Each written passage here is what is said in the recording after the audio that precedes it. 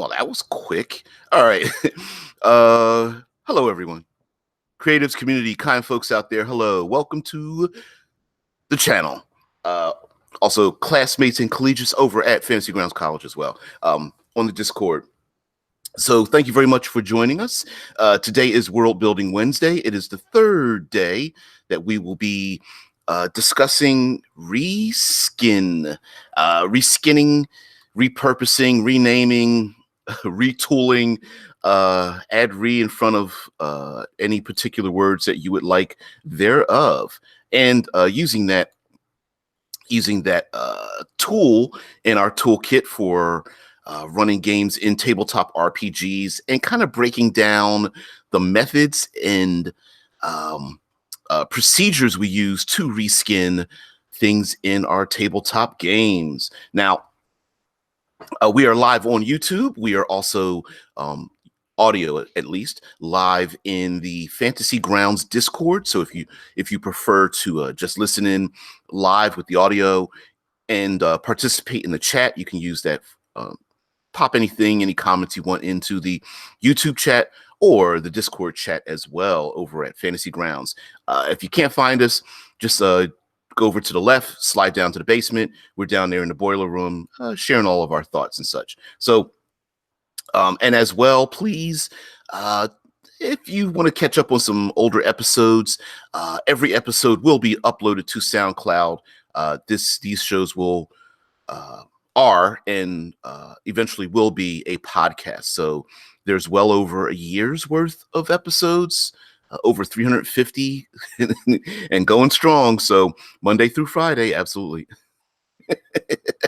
Yeah, Rickard, like it's a re in front of anything. Like, after all, yeah. Oh, Infinite Roleplay, what's going on there, man? So okay. So let's recap slightly because we're going to get into world building today. So Monster Monday, we talked about monstrous and NPC origins. And without changing a single statistic, we decided to talk about the origins of monsters and how our relationship to them changes based on their origins. Please go back to the chat and check out a number of origins, actually numbered out by our friendly neighborhood Rickard Johansson. It was really cool. But yeah, anything from being blessed or cursed or affected by arcane radiation, whether it's location or blood and all that kind of stuff. Well, then Tuesday, which was yesterday, we then decided to talk about generally reskinning in terms of renaming things, shifting around statistics, changing damage sources. I mean, we went the whole a pretty intense gamut. But today, I think something that I think this is going to be some of our favorites, and we're going to break the show into two groups because I think you're going to find out why we're going to need to break it into two groups. This first one, we're going to have some fun, and this is going to be our favorite part. We're going to talk about reskinning player options, and this is where a lot of where character creation, whether it's Dungeons and Dragons, any version of Dungeons and Dragons, or any role-playing game at all, this is where we have a lot of our very creative fun. When we want to sit down at the table, we want to look at the rules, and where we can unhinge our creative muscle, just like really dive into the creative muscle when on the surface we may feel like we're limited in our options and such. And this can be a point of contention when people who are new to the game, when people who are new to the game, they may see things in a written format, in a format in which they feel like, well, because it's in writing, there's no ability to change it. But the permission to change things doesn't come from any particular authority. The only authority actually is the people you're playing the game with, and that's really it. So player options, I think, is probably one of the places where we see the most reskinning, whether you want to call it that or not. And mind you, there are other, yeah, a recap. Yeah, they're like, ooh, a recap, nice one. Yeah, we are doing our recaps. The I think there's other ways of calling it something other than reskin, but and there's different terminology, and it all boils down to the same thing, right? Um, yeah, Ricker says in a lot of systems you also get permissions to change it from the text itself, which we we talked about the irony of the rules lawyer at your gaming table or online or what have you, the person that likes to point out that what you're doing is changing the rules, but no rules lawyer ever turns to the page where it says, hey, if you don't like it, change it, you know, paragraph or something in the book. So this brings us to some of the rules and rulings when it comes to reskinning and some of the pit traps. So for the most part, and I'm going to say 99.9% of the time, that if it doesn't change anything in any rule book, in any context, for any reason, and it's just flavor, for the most part, you can reskin the hell out of it in any way you want to. Um, Now, I understand that narratively, it may not fit based on the people you're playing with, the setting, the genre that you're talking about, but we're just mentioning that whether it is just flavor, background, description of how something looks, something smells or tastes or sounds, um, those are the things that we can have a ton of fun with and not worry about the gaming statistics. A if someone grabs a one-handed weapon that does slashing damage and does a die 8 damage and you add some strength or dex modifier to it, right? Whether you call it a longsword or a katana or any number of culturally appropriate items in our real world, or you make up a fake weapon from a science fiction setting or an ancient setting or other dimensional setting, it doesn't matter. Um, as long as and it doesn't even really matter what the shape is. It doesn't need to be a one-handed, long, pointy weapon. It could be something in any number of shapes, and it still operates the same way. So changing it is not a big deal. Uh, Dead Man Storyteller says world building in Arcanum of Steamworks and Magic Obscura, an older PC RPG game from 2001. Wow, you went back. You can make a whole world from scratch. And again, since we're into world building Wednesday, we're going to start with some of the flavor and some of the narrative. Now, I understand where because we're going to get into the like dangerous waters on the second portion of this talk, that sometimes the narrative positioning is can be a problem because the narrative can then flow into some gaming mechanics. So let's go into player options, right? We've got ourselves uh, player character player character choices, and usually this comes in. We love to do this with our spell effects, right? So you pick a character, you pick a character class in D&D, and you try to pick some combination thereof, even if you have multi-classing, or you don't even need to have that, and you start to describe your character. And we talk about some of the things like magic missile or shield spell or what are some other light spell or something, and how does your character use a cure spell or chill touch spell or whatever the case may be? What does it look like when your PC does those things? And that's where we can come into some really great descriptors, especially about magic, where it comes from, the narrative element of how it's used, and going beyond the idea of just like pushing buttons and such, right? So, for example, you can get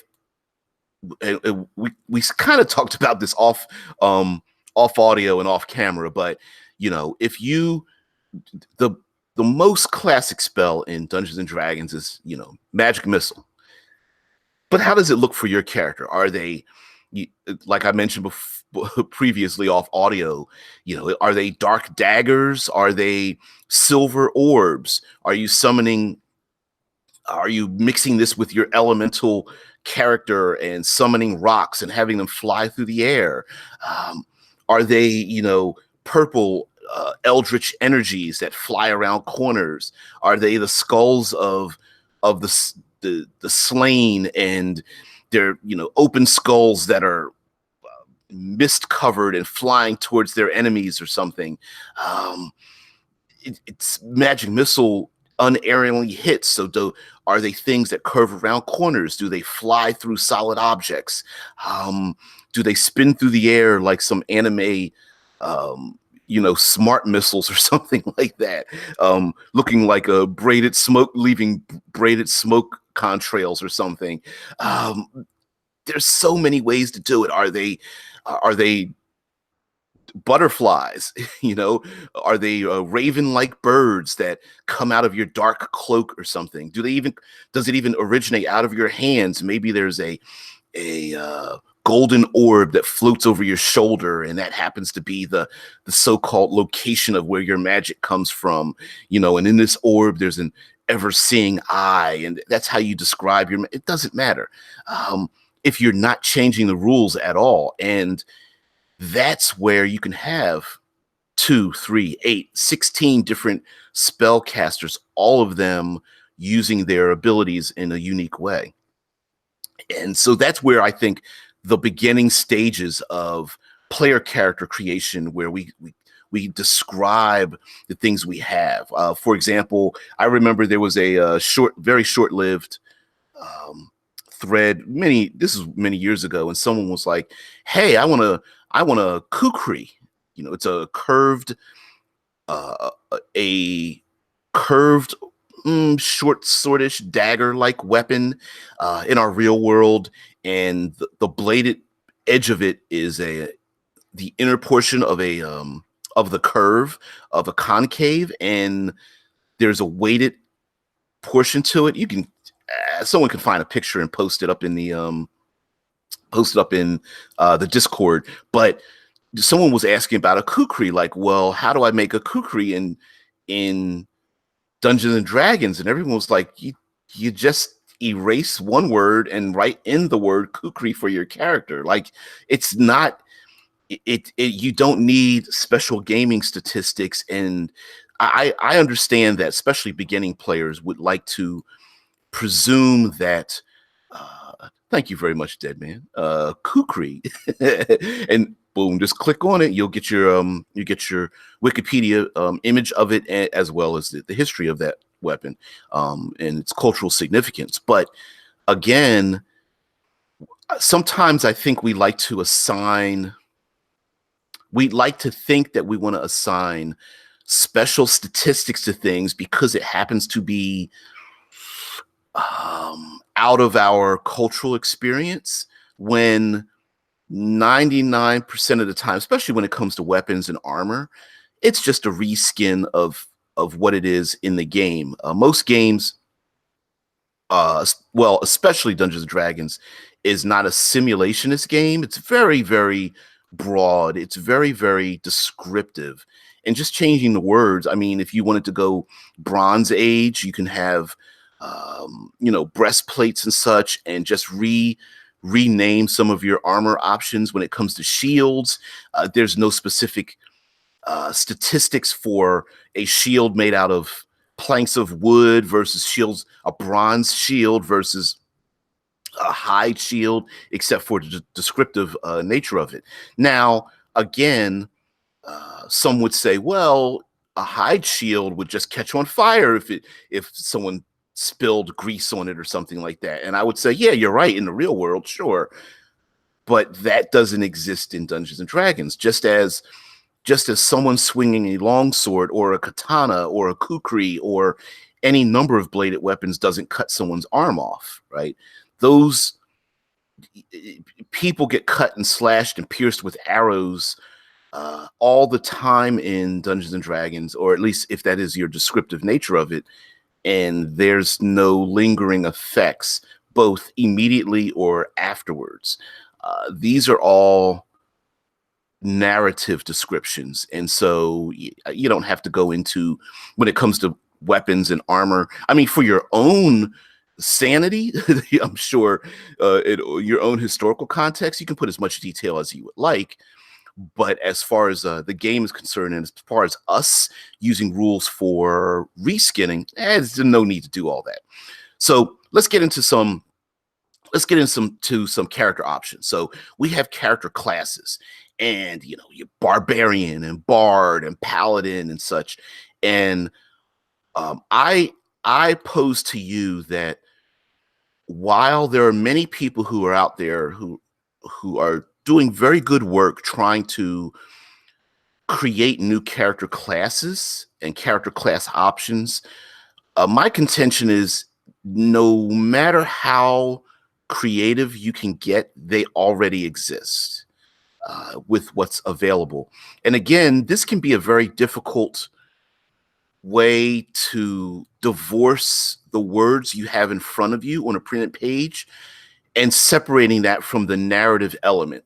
Let me give you an example. Let's take barbarian, right? So we when you hear the word barbarian, a lot of times we come up with Conan, you know, Conan the Barbarian, the the um the furry, speedo wearing, axe wielding, bare chested individual who yells and screams and goes into a fit of rage. But contextually, we also know that the word barbarian refers to a so-called civilized people calling other people outside of their uh, their zone barbarians, right? So you can play a ranger that is considered a barbarian as well. That's not necessarily a reskin of the game. It's more of a like a reskin of using cultural identity to reskin your character. So for example, you could claim that the movie in the movie, yeah, exactly. Infinite role play says barbarian equals non-Roman. Absolutely, there are many. Yeah, I hear you're like, there's many instances of, well, when Europeans first landed in Japan, the Gaijin, I'm sure they considered each other barbarians, right? So, William Wallace from Braveheart could be considered a barbarian culturally, but his character class, I don't know, fighter, ranger, maybe some rogue in there. Yeah, Dead Man says in Borderlands 2 uses the word bandit for barbarian. Absolutely. And of course, we have ourselves the idea of using, of course, there's other forms of banditry, right? Cutthroats, piracy, all those kind of things. You could be on a sailing ship. You don't need to necessarily be a pirate, or a sailor.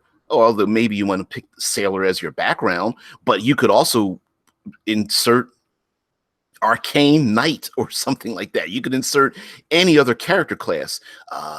Let's take a bard, for example. All of us, a lot of times we think of bards, and bards have a musical instrument and they're going into battle. And then there's the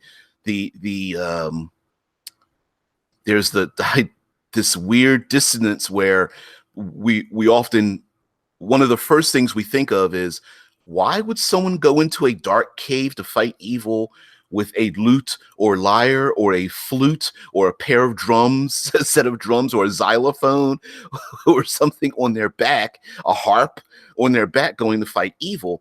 And my contention to you is, it's the word bard that throws us off, right? First of all, you don't necessarily need to have someone that uses a musical instrument at all. Um, Poets and singers and people who vocalize, whether they're opera and tribal throat singers as well, use vocal intonations to do many things. There are the uh, Australian individuals that use the bull roarer that makes a sound that they spin over their in and around their heads using a corded weapon to make sounds. There are the cap cap capoeiraistas, those who practice capoeira, and there's the music that is played using actually made from trash and whatnot. And they use musical instruments to create a cadence while people are practicing capoeira in Central and South America. So there's so many other ways that someone can institute bards into a game. A military commander could absolutely become a bard. A priest could be a bard. Now, your character, for example, could consider themselves to be a priest. My character is faith, has faith. I wear white robes and some kind of golden holy symbol. I carry a staff with it proclaimed on top of it. I've got the I've got the little shaved portion at the top of my head, whatever the case may be, right? The character itself can say, I'm a priest, I am an acolyte, I am a cleric in every sense of the word, but the character class could absolutely be bard. That is another way to reskin something. For example, a rogue could absolutely be played as a ninja or a spy or a special forces individual, or of course you can go cutthroat or any number of things. You can even be a soldier. You just happen to have roguish skills. Maybe you're a scout, a forward leader and a scout. You can be a sellsword and still be a rogue. And it goes on and on and on, based on how you want to reskin something. Wizards are another thing, another character class that can absolutely be reskinned for darn near anything. Witch doctors, your classic witches or alchemists or shaman or yeah, dead man. He puts in down in the Discord, capoeira. I actually practiced a little bit of capoeira when I was much younger. A very uh, a very deceptive martial art. Well, let's go to monk, right? Everyone has this idea of the classic Shaolin monk going, monks don't fit in the medieval world, even though Dungeons and Dragons isn't a medieval world, is a barely medieval fictitious place. So you know, but I get it. Some people are like, monks don't fit in. Well, again, there's the issue of there is the issue of the the dissonance, right, in our heads. Like, I'm thinking Shaolin and bald and um, you know, doing practicing martial arts, standing up on a on a wooden ledge or something like that, and doing kata and finding that it doesn't fit in. And like Rickard says, fine, call it pugilist and rename key to conviction. Again, absolutely, right? You know, bandit rage doesn't need to be rage. As a matter of fact, you could make a barbarian and turn them into a martial artist. Why change rage into key? And this person is a pugilist themselves, right? There's you don't need we don't need to, if you erase the words and just use, if you could somehow do like the black magic marker thing that spy um you know, secret documents are released into the world and someone's always redacting them. If you went through a book that someone hasn't read and then just went through it, took that black marker and went through all the proper names, the entire book, took out all the proper names, handed it to someone who's very creative and said, listen, all those blank spaces, I want you to write in what you think those blank spaces mean from all the proper names, all the capitalized names, as it were. You can come up with 20 different descriptions of all those things, but if the rules don't change, then there's no problems with that, right? So a monk can absolutely be a pugilist. A monk could literally be a gladiator, or uh, yeah. Ricker says, to be fair, a barbarian monk was broken in some versions of D&D. Yeah, there's yeah, there have been some broken combinations here and there, right? And that's probably one of them. But monks are a big deal. I mean, you could change, if you reskinned a monk into a or monk or wizard or whatever spellcasting class you want, a cleric, into a shaman, into a witch doctor, into a well witch class or something. All those things are absolutely possible. Oracle, soothsayer, whatever the case may be. Then we go on to make there's a ton of other character classes as well. Um, Sorcerer, for example. There's sorcerer. It to me is like one of those catch-all versions. And again, sometimes when we see the words written, for example, warlock is another problematic one. It's the rose by any other name idea. The minute you name something, it becomes uh, in a literary sense, some people feel the minute you use language to name something, you define it, you unconsciously wrap it in a cage that it cannot escape from. So, and the same can be done culturally for people, right? When you name a collection of people something, they become associated with all permutations of that word and are unable to escape it on a social level. And the same goes for our character classes and what they can do. So when you have a sorcerer, let's take you can reskin a sorcerer into any number of things. I want my sorcerer to have the blood of a vampire. Okay, my answer is fine, absolutely. I'm playing a chaos sorcerer. Can I change some of my chaos options to reflect something that's more yeah, infinite role places. As George Carlin said, we think in words. George Carlin. Oh, brilliant comedian slash um, mind blower. Yeah, classic George Carlin is some excellent things to watch and listen to, man. Uh, no comedian has gotten anywhere close to classic George Carlin. But again, those words tend to yeah, the new Bill and Ted movie won't have him in there. It's crazy, dude. Just I he was excellent for decades. He was just on point for decades. It's crazy. His skill and talent in manipulating words, and very much we're not gonna get into that. But very much we tend to dwell inside that cage that the words create for us, and some people hold on to those cages with their hands. Like we even call some people gatekeepers in the in our society, and even in our role-playing game community, where they're like gatekeepers. You can't take a black dragon and separate the black dragon from the black dragon's layer actions. And it's like, well, yes, I can, because I just decided to do it, right? You can say, no, I'm gonna give my Hydra layer actions, right? And someone else can say, well, I'm gonna just remove the creature out of the layer itself, and I'm just gonna use that as my swamp. Can you do that? Of course you can do that.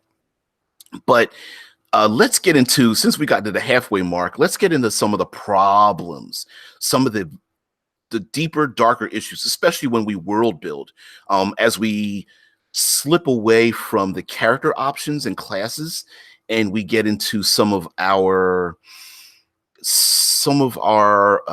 problem areas. And a lot of this comes from narrative, because though we are a creative bunch and we want our narrative to to be exciting and to be dynamic, and we want our players and ourselves to not be limited by our creative potential. But here's where some of the problems come in, and the only way I can describe this is placing magic where there isn't any, and removing magic where there is some. And again, I'm going to give you a number of examples, because I want you to follow me on this. Yeah, Robin Williams. I agree with you. I think he was close, but we in a different way, more spontaneous. I'm not exactly sure how Carlin was able to. I don't know how he was able to write his own comedy. It's just so word heavy. It's crazy. The timing is, oh my goodness. Anyway, so I want my records back. Sorry, just I don't know. I just Sam Kinison just popped into my head. Yeah, I wrote a song about it. Want to hear it? I want my records back. Um, thanks for the squirrel. I'm gonna have to order myself. Go on Amazon and order myself a squirrel. Just so I have it nearby. So hear me out on the magic, no magic problems. Yeah. Ow, ow, ow, ow. Yeah, I know. Yeah, you're absolutely right. Was yeah. Oh man. Yeah, that was back when comedy could like you could punch anybody in the eye. It was crazy. Nowadays everyone gets it's like triggered. It's like why would you anyway. So that's another deep dive. We could do that on like a Saturday or something. Um Magic where there isn't any and no magic where there is some. So follow me on down this dark trail so that we can get into some arguments out on this one. Okay, someone creates a character and you're like, I want to create a ranger. I want to create a woodland person. Your classic green garbed individual that's in the woods and has a bow and a dagger or some kind of short weapon, and I'm camouflaged. I am your medieval version of a Navy SEAL, man. I just hide in the woods and such. And so someone says, okay, well, you're a ranger, you get some spells. And a person's like, no, I don't, that doesn't fit for my character. I don't, my ranger is just highly skilled. Um, I don't have spells. I'm just so good that even when I go through the woods, I don't leave any traces behind me. And someone raises their hand. They go, "Well, just pick the pass without trace spell." No, no, I don't have spells. I just want to have a really high stealth. And the person says, "You see where I'm going? You already know where I'm going with this, Rickard. You already got ahead of me, right?" And someone says, "Well, just say that it's not a spell at all. Just say that you're just very skilled and that's the end result of what you can do." And here's where we can get into some contention, right? For example, Rickard says, well, a magicless wizard is an alchemist and all their spell slots are just actually just alchemical vials. Exactly. A gnome inventor, right? An inventor, a person who puts together little clockwork devices or concoctions. Instead of their spells being from a spell book, they design little things that they put together, and they create a little tiny drone or ornithopter, or like you said, they use alchemical concoctions. Maybe your druid uses herbal techniques or astrology, and they use predictive elements. All of these things can be reskinned. You can go both directions, right? You can take, if you are desiring to make while you're world building and you're like, I want my world to be low magic, meaning low as in almost none. You could say that much of your so-called magical effects and spell slots are really just our ability to utilize what's in our world around us: chemicals, herbs, devices, situational ideas, right? So it's not me creating a grease spell, it's my character having the wherewithal to knock something down, throw something on the ground that makes the area hazardous to walk through because someone trips and falls, right? You could go narratively that, well, my character pulls ball bearings out their pocket and throws them on the ground. I literally pull out a vial that spills grease on the ground. I run around a corner and there just happens to be something there, and I dump the barrel over that spills oil and grease onto the surface of where I'm running past. Now, I went into some dangerous ground because if you listen to what I'm saying, if I'm a player character and I say it was never described before, that I pull something out of my pocket. I didn't tell you that I had some vial with grease in it. I happen to have a spell slot with the grease spell, but I'm creating something in the world narratively that allows me to bring about an effect that's possible because it's on my character sheet. Um, Now, going further into that, where maybe my character says, well, I run around the corner and I knock over a barrel of oil. That's where we can get into some contention. As a DM, are you going to allow a player to place props in your world, to have that much, here we go into the word player agency, to create things in your world that were not necessarily created there before? Um, are you willing to allow that to happen in your world, where a player says, well, my magic missile is me pulling rods or daggers or ball bearings out of my pocket, and I throw them unerringly through the air because I'm just that good at hitting my targets. I can even bounce them off of a wall to hit a target that's behind cover or something, right? Well, I don't think you can hit some. You have to be able to see them. It doesn't matter, but you understand what I'm saying, right? Dead Man the Storyteller says Darklands, an old oh I remember uh, uh, a collectible, is it a collectible card or CRPG from 1991, was based off old Christian mythos. It had alchemical and magic effects. If I think I'm mixing I'm mixing a collectible card game in my head when you brought up Darklands. And I don't know why I'm doing that, but oh, post it in the Discord, please, if you don't mind. Because I remember the word and then I'm thinking of something, but I don't think the two align. But yeah, using mythology, mythology, using alchemical reasons for creating magical spell effects. There's even the idea of oh, my mind is hmm um, the not the alchemist stone, the the stone that turned lead to gold. Uh, it's there may be in within your world building, there may be effects that are have the possibility of being created in the world that, although they do not align to our world, the philosopher's stone, thank you, they may not align to what we could create in our own world, but it makes perfect sense. It makes perfect scientific sense in that world. The philosopher's stone is one thing that I'm thinking of, where someone creates or finds or discovers a stone that can turn lead to gold. We know you cannot turn lead to gold, but within this is off by a year for the release date. Yeah, bad dead man, bad. Uh, I'm effing with you, dude. Darklands, the video game. Oh, okay.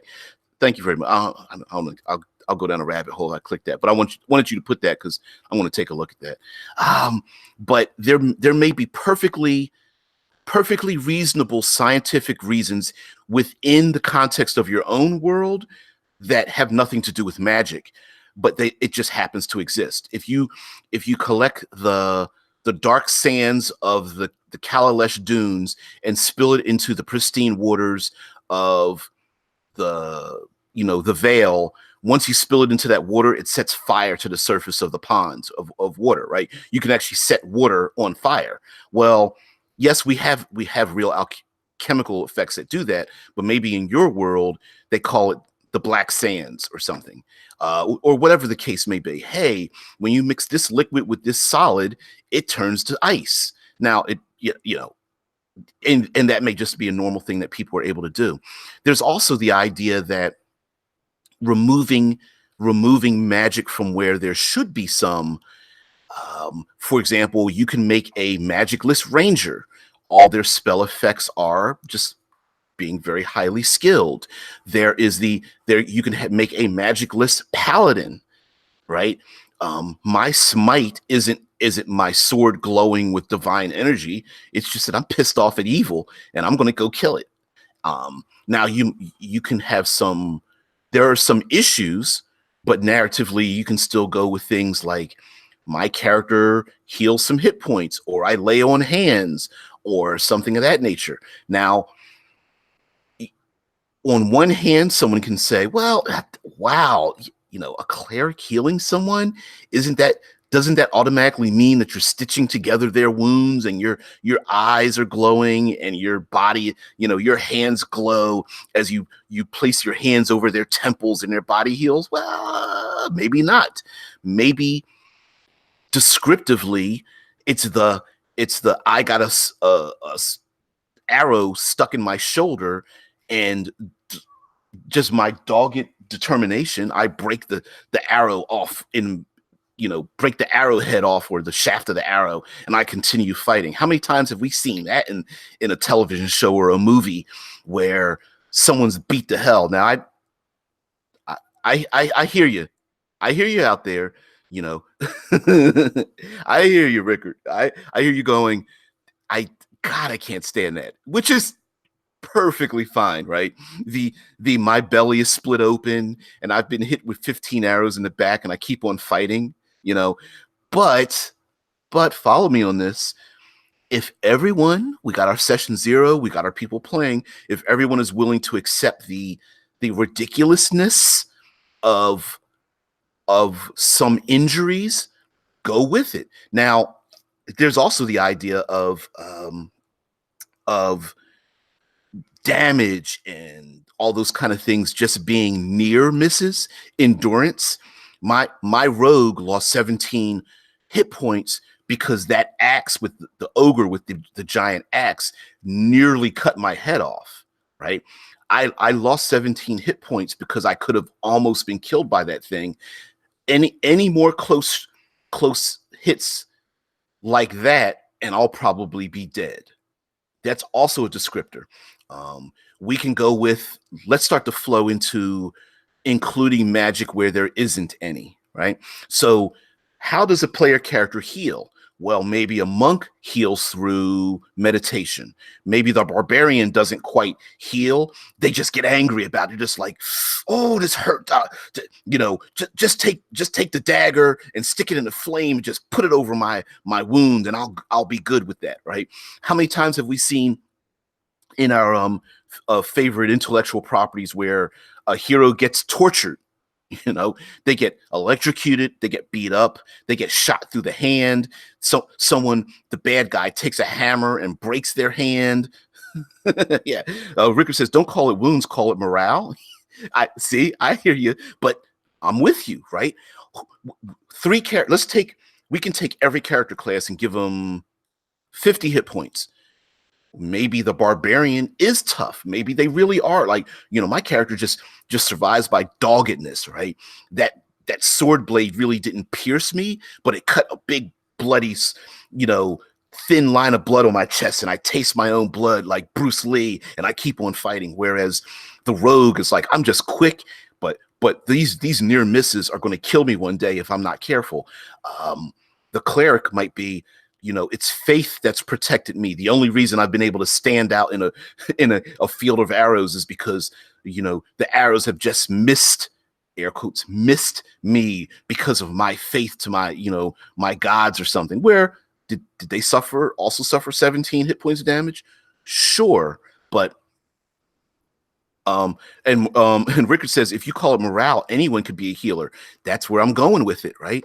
Your monk meditates. Your wizard has a defensive aura, right? It is maybe the wizard, the way you're describing your wizard is, well, my wizard really only has, this is headcanon, right? My wizard only really has 10 hit points, but my 60 hit points, most of that is just my ability to magically defend myself against attacks. It's not really that a sword is cutting me, it's that it's deflecting. I'm using one hand to deflect away the power of the attacks that are hitting me, and I'm using a Star Trek, reference here. My deflector shield is down to a 73%. It just depends on how you describe what's going on in your character and how you're doing it. Maybe if you are Warforged or Gearforged, every hit is making you is knocking a gear out of whack, and you're starting to slow down and whatnot. Rickard says a fighter shouting to the rogue who's taken a few too many hits to hold the line and grants 1d6 morale. Exactly. The bard that tells everyone like like you're talking about, hold the line. Maybe the cleric is not quote unquote healing everyone using glowing, but it is their morale, their faith, like, don't give up now, you can do it. And someone runs over to them, and it's the classic, it, follow me on this one. The sound goes dead in the scene, right? There's slow motion. Maybe there's a mist, and there's debris flying everywhere, and everyone looks around, and you see someone shouting, but the person that goes down can't hear them at all you hear is that sound that isn't a sound in the ear, where you just hear a in the sound because something exploded, and everyone looks around and they see their compatriot is on the ground. Are they dead? Oh no. Someone runs over there, slow motion wise, kind of out of focus. They come into focus. They grab their fellow compatriot. They turn them over. You see their eyes blink open, just a little bit, right? Oh, they're still alive. Come on, get up. And then all of a sudden the sound comes back in, and they start to choke. I'm okay. Come on, we've got to get out of here. They lift the person up for a couple of seconds. You see them, putting their arm under their armpit. They help them, escape whatever it was that exploded or knocked them down or whatever. And guess what happens? They go right back into the fight.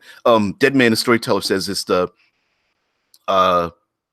tinted tinnitus effect. Is that where your ear, you are deafened temporarily, and your brain like is helping you survive by cutting out the sound or whatnot? But of course that's a dramatic effect, right? It's how the media is able to express to us, oh, this person went down, and we can use that to describe my character runs over to them and heals them 2d8 hit points. You've got 7 points. You're back in the fight. You know what? It's us taking the game effects, removing the magic that we're encountering, and then describing what's happening. We've got die rolls. We've got things written down. But what does it look like in our world? This could absolutely possibly be absolutely rationalized in a low or even no magic campaign setting, uh Rickard says playing Hollow Knight at the moment, and that's how they've done the sound design when you take a hit. Exactly. It's that sound design with the things going out of focus, the almost muffled, when the friend comes over, and I'm purposefully muffling my audio here. When someone comes over, oh, are you okay? Hey, are you fine? Are you okay? And then all of a sudden their sound comes in the focus, and they're like, yeah, I'm okay. And they shake their head a little bit, maybe brush some dust off of their body. And their friend is like, good. Maybe picks their weapon up and puts it back in their hand, and they get back into the fight. And you've been able, it's how they just bring you into that particular person's mindset. It makes you feel like you were the one hit, and they get back into the fight. But for us at the gaming table, all right, you get knocked down to 0 hit points. What are you doing? I'm going to run over and use my lay on hands, or I'm going to use my cure spell. All right, I'm going to use it as a 2nd level slot or whatever. Okay, roll the dice. All right, he's back up. Now, we could very easily ignore all the narrative and go, God, I can't stand when, it's just you get knocked down and someone just runs over and picks you up and knock down and heal you up. And my reasoning is, well, it's about context. Now, of course, you can make the argument that maybe the characters feel too superheroic, and I understand that. But within the context of the rules that are existent as they are, it is very cinematic. So if you describe it in a cinematic manner. That's fine. Now let's go into magic where there isn't any. Okay, this is the opposite. So we can reskin things to make things magical where there normally isn't magic involved in it, and you can have some contention with this as well. Um, so yeah, rage, right? Let's go back to the barbarian. I created a character that was a barbarian, and many of you, I'm sure, have done this as well, where I described my it was an elven barbarian or something, right?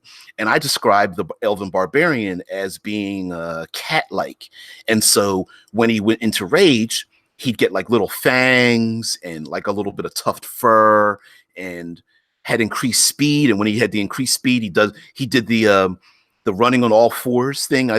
You guys have seen plenty of times done where they take a human being and digitally make them look like they're running on all fours, but they're a human being and stuff. Uh, yeah, Rickard says you could take a spirit of rage that seeps into you and enhances you, making them more like shamans or shamans, battle shamans. Battle chamois, battle shamans rather than fighters. Yeah, take that little ruffled thing around the outer edge of your bed and wrap it around yourself. You get it anyway. But yeah, turning them into battle shamans, right? Exactly. So your quote unquote weak character. Okay, you're portraying your character as just being maybe an elderly shaman, right? Gray beard. Good descriptor right here. Got the gray beard, right? Gray beard, gray dreadlocks, skinny. That's not me. And they're like Rick was saying, totemic powers are actually invocations of the totems. Exactly. They summon the crocodile spirit into their body. They summon to them the storm crow that grants them power and energy around their body. They summon the bear spirit, right? And maybe that physically transforms them, and you're describing it as if it's happening. It could be kind of a exalted Dragon Ball Z kind of effect where their body doesn't transform, but a ghost-like image surrounds that character, so that they still look small, but the bear spirit reaches out and is like bigger than them by like a foot or more. And it's not quote unquote not them hitting someone, but the spirit around them that's hitting something. You could describe it so many ways. Going back to the crocodile spirit, infusing their body, maybe they have claws and a big giant maw and a big weapon in their hand, and they strike something. You can go to ranger or bard or something, right? It's not the ranger that has powers, it's the ranger's association with the fey spirits. And maybe the ranger is surrounded by thank you, Ted Man. Tinnitus, tinnitus,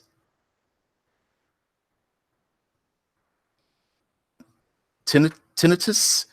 I'm butchering the pronunciation of that. That's where you get that you get that single note in the ear because your sound goes out. Yeah, thank you very much.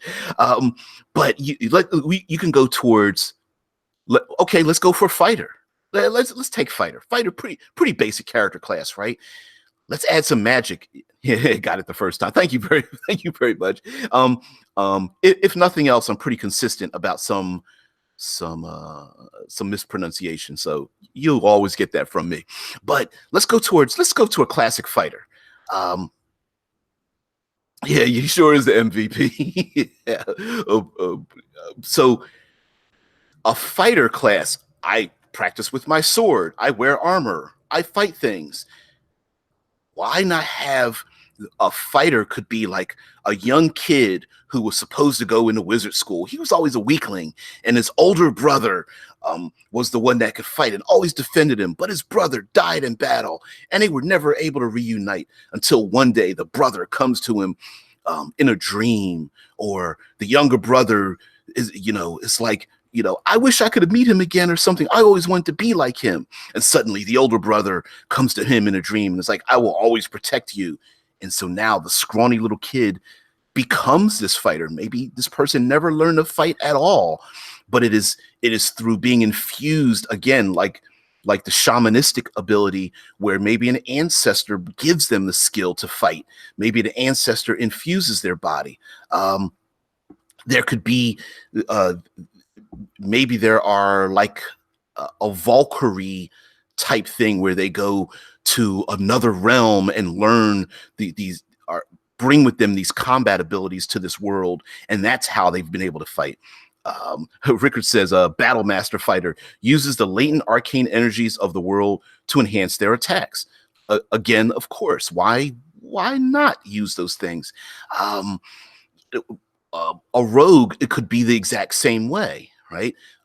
I'm able to manipulate shadow to hide. I'm able to my voice is strangely hypnotic as a bard, right? It's not that I'm just a good talker. It literally is, my voice is like that of a siren or a fey creature or something. There's my eyes glow and my voice changes when I charm someone and speak to them. And no, it's not a spell, but I just have very high persuasion skill, and that's how my abilities work.